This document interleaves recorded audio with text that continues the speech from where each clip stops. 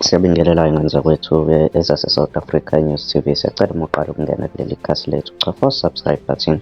Iy'ngane zakwethu, kunoThabane Bongani Hlatshwayo udume kakhulu laphayana enkundleni yokuxhumana u-TikTok.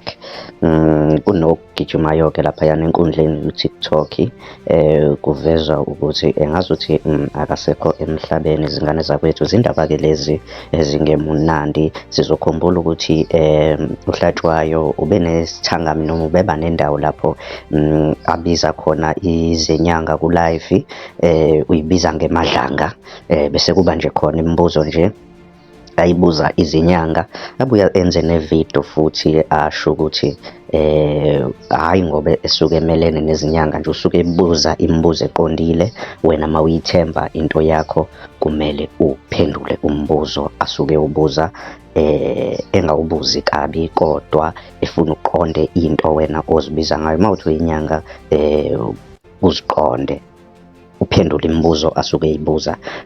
Nawu-ke ngane zakwethu, kuke kwaba nento esikhathini esedlule hlampe ngangesonto, kunomprofethi oshoyo, sayifaka ey'nkundleni zethu zokuxhumana leyo nto, emkhuza ethi Thabane akukho kahle, engazuthi khona abantu abazingela ukuphila kwakho. So ngane zakwethu-ke iy'ndaba-ke nje, this is a sad news, iy'ndaba ezingemnandi ngempela ngane zakwethu, ukuthi iy'nkundla zokuxhumana sezaphenduka indawo yokulimazana ngane zakwethu.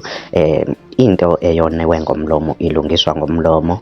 Futhi-ke enye into ebalulekile ukuthi umuntu uma echaza ukuthi yena akalwi kodwa ukubuza kahle, wena uma uya kuleyo nto akhuluma ngayo, iyawazi ukuthi uyophendula imibuzo kuyena, hhayi ukuthi ngoba uyolwa naye ukuthi mawuhlulwe umbuzo wakhe kushuthi-ke sekuyaliwa. Cha, ngane zakwethu-ke siyakukhuza lokho, siyaphaphatha ngezandla zombili, siyacela ukuthi hhayi ngane zakwethu, ayibe ncane ngane zakwethu.